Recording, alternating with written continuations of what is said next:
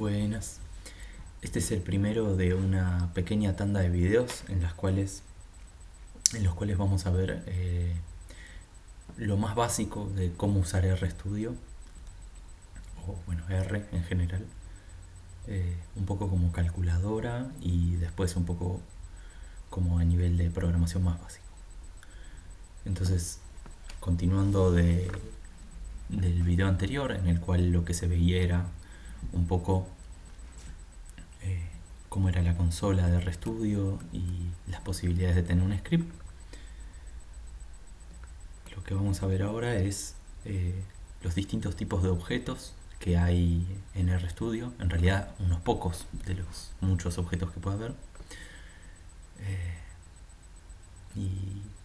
Y bueno, y un poco cómo usarlos. Entonces, ahí me armé un script vacío y lo que quiero que empecemos viendo es los objetos más sencillos que tenemos, que son los números. En R tenemos la función class, que nos permite saber la clase de un objeto, y acá, fíjense, le pido la clase de un número y me dice que es numeric. ¿Sí? Los números son tipo numeric.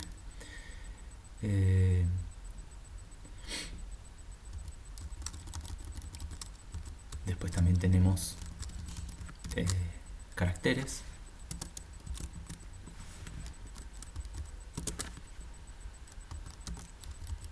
Y por ejemplo, valores lógicos. En estos ejemplos que les voy a mostrar a lo largo de esta miniserie de videos, estos son los tres tipos de objetos con los que vamos a trabajar, básicos, ¿no? Con los cuales vamos a conformar algunos otros un poco más complejos. Numéricos, caracteres y lógicos. Algo que pueden notar en R es que no hay diferencia entre un carácter y un string, como se le suele llamar en otros lenguajes de programación, que es una concatenación de caracteres. ¿Sí? Ven que es carácter también. Y tampoco tenemos una diferencia en principio entre lo que es un número entero o un número float o con punto flotante como este. Bueno, confío que para sacarle el máximo jugo a este video lo más cómodo es ir parándolo en cada momento que uno pueda, tener RStudio abierto y ir corriendo algunas de las cosas que yo voy escribiendo acá.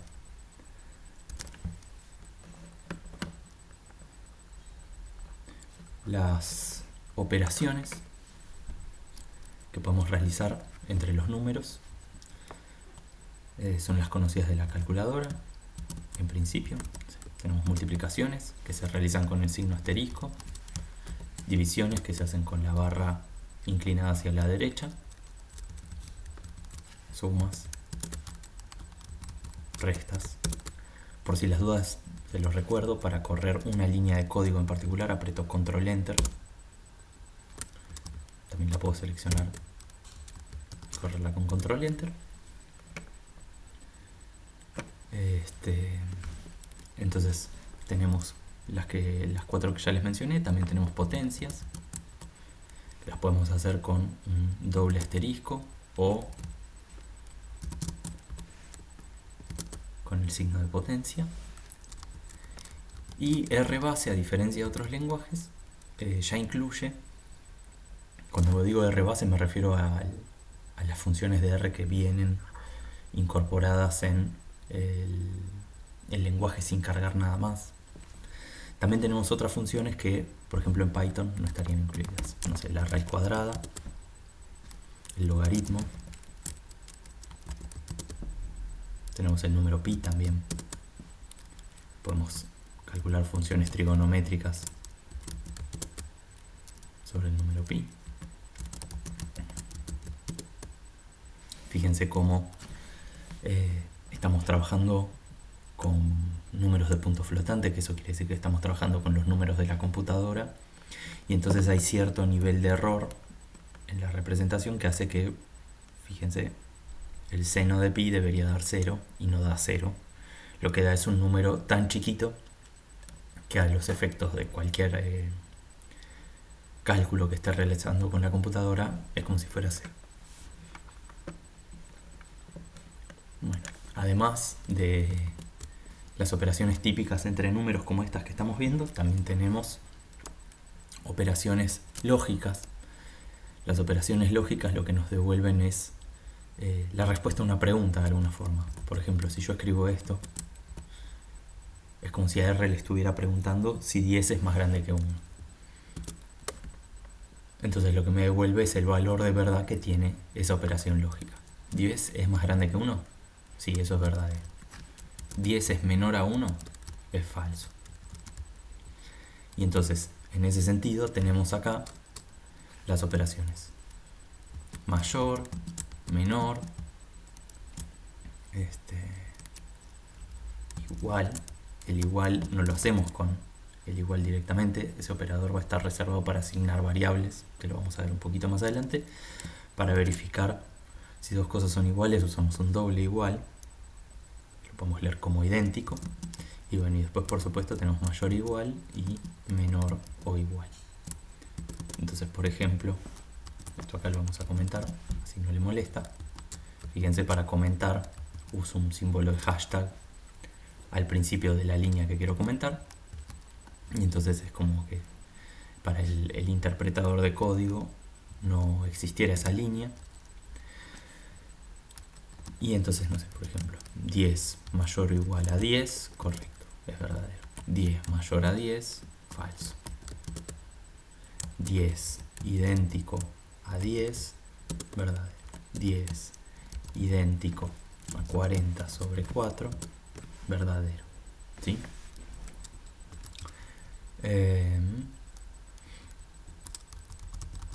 Bueno, después también tenemos operaciones entre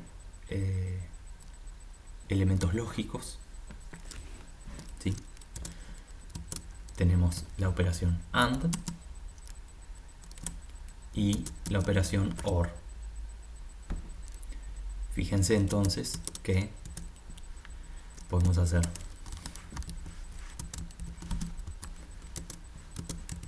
true and true. El valor de verdad de esto va a ser true. True and false va a ser false. True or false va a ser true. Y así.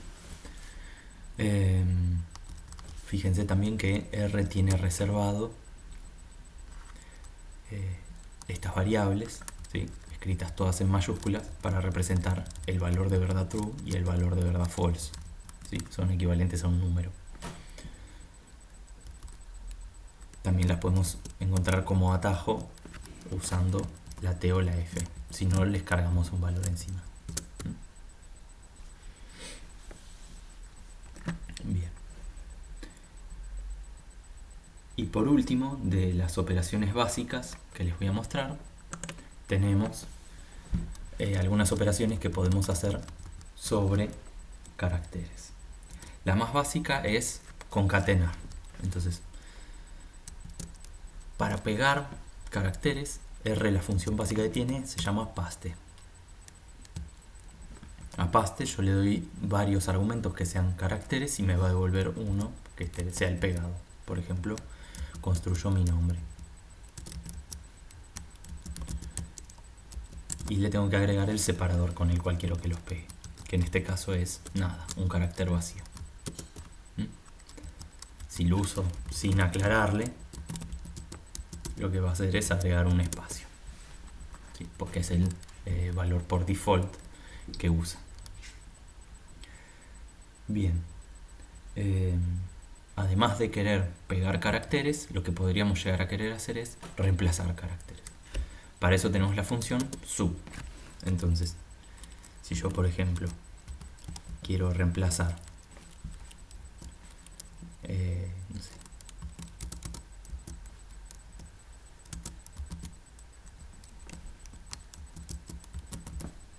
reemplazo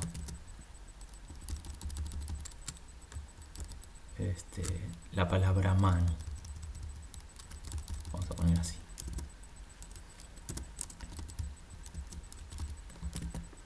Reemplazo Ari por la palabra mano en la palabra Ariel, me devuelve Manuel. Ahora fíjense que esto solo reemplaza la palabra una vez. Si yo, por ejemplo, reemplazo la A por una O en ananá, me va a devolver onana. ¿Por qué? Porque elige el primer carácter que encontró que coincide con el que le estoy diciendo que reemplace. Si quiero reemplazarlo muchas veces, tengo la función Jesús. Jesús sí va a reemplazar todas las veces que lo encuentre. Y el último que les voy a mostrar es la función que sirve para partir.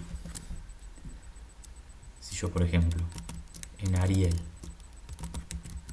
lo parto con la I, lo que obtengo es una lista, que ya vamos a ver qué es, pero lo importante es que son dos elementos de texto en los cuales en cada uno obtengo lo que estaba a la izquierda de la I y a la derecha de la I.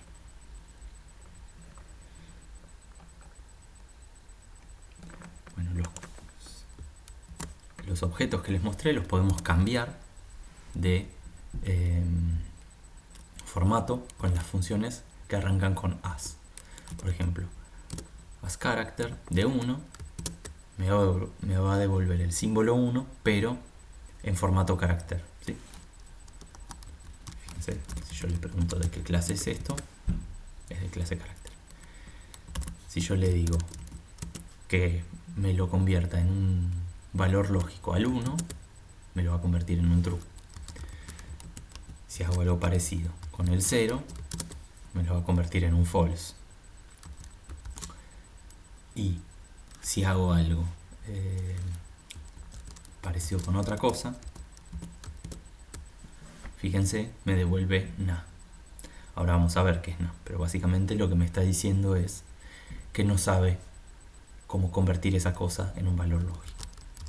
¿Sí? Entonces hay que tener cuidado porque no cualquier cosa se puede convertir en un valor lógico.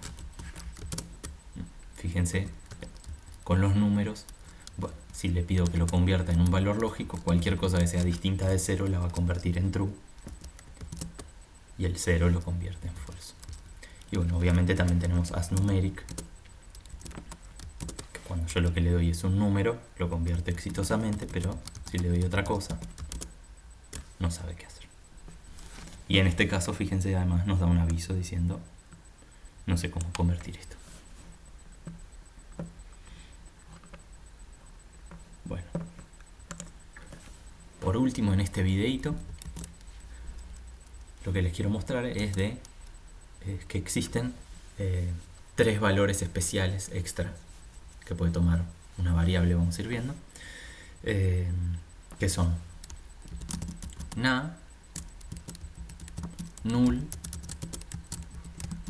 y inf.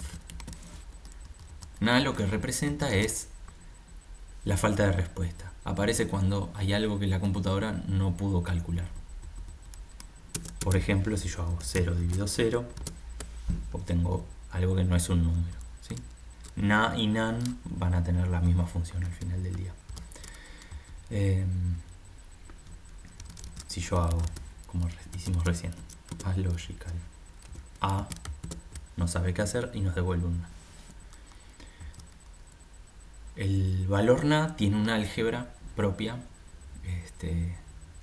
que hay que explorar un poco, pero básicamente si el resultado no se puede calcular a partir de la operación que estemos haciendo, va a ser na de nuevo. Por ejemplo, na más 10 da na, na por 2 da na. Pero hay algunas cosas donde el na puede quedar de lado. Por ejemplo, fíjense, si yo hago na and false, fíjense, cualquiera sea el valor de verdad de esta cosa, ¿no? R lo que va a interpretar es que acá hay un valor que no conoce, pero que es alguno. Entonces, si es un valor lógico, sería o true o false. Ahora, cualquier valor sea true o false que yo haga and false, va a ser false al final del día. Y como tal, me devuelve eso. También si hago na or true, esto va a ser true sin importar el valor de verdad de na. Pero para el resto de las operaciones en general, cualquier operación que haga con un na va a ser na. Después, null lo que representa es un elemento vacío. No es lo mismo que el na. El na típicamente está asociado a algo donde había un valor que tomar y ese valor no se pudo recuperar. En cambio el null representa un valor que está vacío. Va a tener algunas operaciones que vamos a ir viendo después cuando consideremos vectores, pero para lo que me interesa acá, fíjense que si yo le sumo cualquier cosa a null, me va a devolver algo que va a ser equivalente al null en algunos casos y bueno, en otros va a ser un error. Entonces, en los casos que no sea error, lo que nos va a devolver es un objeto de R que es equivalente al null, pero tiene una clase, ¿no? Entonces, null por sí mismo no tiene ningún tipo de clase. Cuando yo le sumo 10, se convierte en un valor ausente, pero que la computadora sabe que es de tipo numérico. En general no nos va a ser relevante eso, ¿no? No nos va a importar el tipo del null, pero para alguna cosa en particular podría ser. Una clave que tiene el null es que tiene longitud 0, y eso lo pueden pensar como que lo distingue del na, entre otras cosas. En el resto de las variables no se los mostré antes, pero por ejemplo el 1 tiene longitud 1, la a tiene longitud 1. Fíjense, esto es lo que les decía, el string, aunque tenga varias palabras, varias letras, sigue teniendo longitud 1. Que no quiere decir que no haya formas de calcular la longitud de una palabra en R, ¿no? Solo no se calcula con esta función. Y por último, inf representa el infinito, ¿sí? Entonces si por ejemplo yo hago 1 dividido 0, R interpreta que da infinito, menos 1 dividido 0 da menos infinito, y el álgebra del infinito es parecida a la que ven en las materias de análisis. Entonces si yo hago infinito más 10 me va a devolver infinito. Si hago, no sé, 1 dividido infinito me da 0.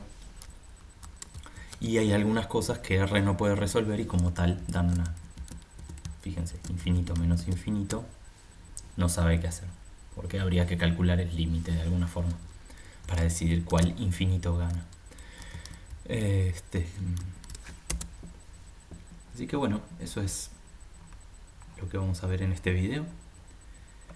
En el próximo vamos a ver cómo asignar variables a un objeto, asignar valores a un objeto. Y aunque quizá lo hubiese debido decir al principio, recuerden que todo esto está resumido en el notebook de Comienzo con R. Hasta luego.